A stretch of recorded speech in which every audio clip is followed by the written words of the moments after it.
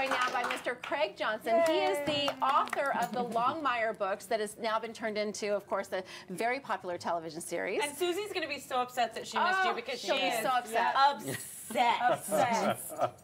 Like with Robert Taylor, the one who played the sheriff, right? She loves that series, and she's a big fan of the books too. So I'm excited that you're going to stick around. We'll have some time to chat with you. And, absolutely. And when we have this Wyoming connection, because I spent many years living in Wyoming. But I want to get to one of our topics this morning, which is Mark Cuban. Are you a basketball fan? A little bit. So Mark Cuban is coming under a little bit of fire for hiring an FBI investigator to investigate some of the officials, some basketball officials.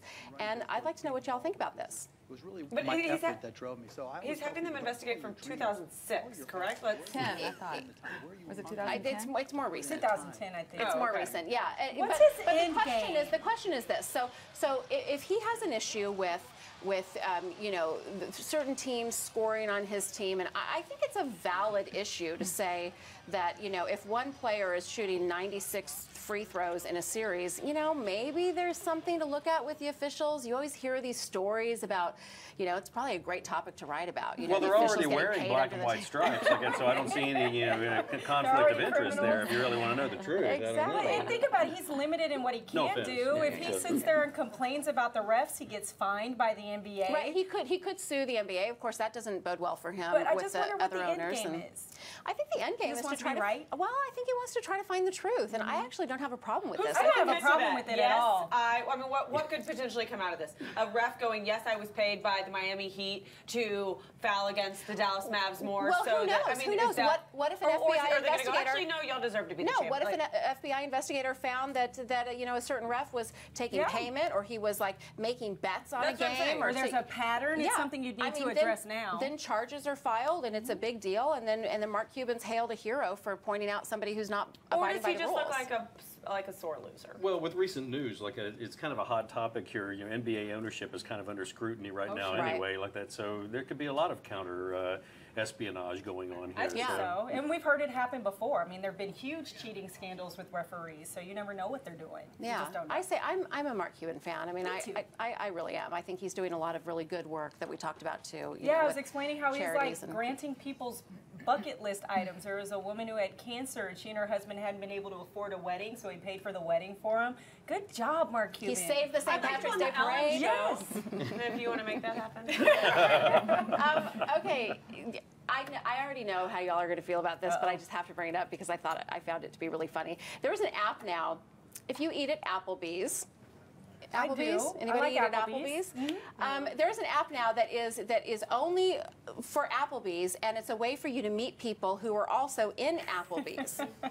It's a social way to meet other people who are like-minded people, sharing your like-menued people, having nachos or queso or whatever, watching a game. Maybe they're having a beer and they need some company. Don't they run those specials where it's like 2 for something? Yeah, and so there you can go. Have a partner and invite somebody to share the meal. Wait a minute, is this like the $50 hamburger that I saw on the way into town today? So it's kind of like Tinder for restaurants. Yes. Exactly. Yes. So you can meet people if they're in your area, but like, don't you think, I mean, I would like an app for like Nick and Sam's. Yes. Like when I was single, like I was always Chamberlain. like, where do like the guys with great taste in food and wine go have dinner? Are you saying or Nick? I'm saying I don't think Applebee's is known for their like culinary, you know. Oh, Courtney, be careful. I'm gonna have to get it worked. I don't want to go on a first date at Applebee's. You are treading on that's a slippery slope, I don't think my boyfriend's ever been to an Applebee's. I'll just put it that way.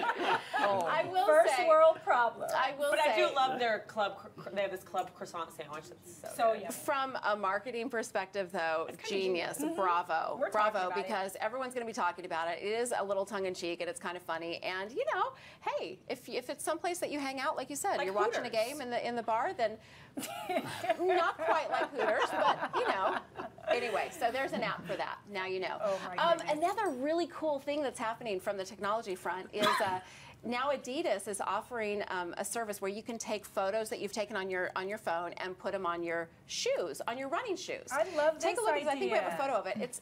It's a really cool idea. So my question to all of you is, what would you put on your running shoes? My kids.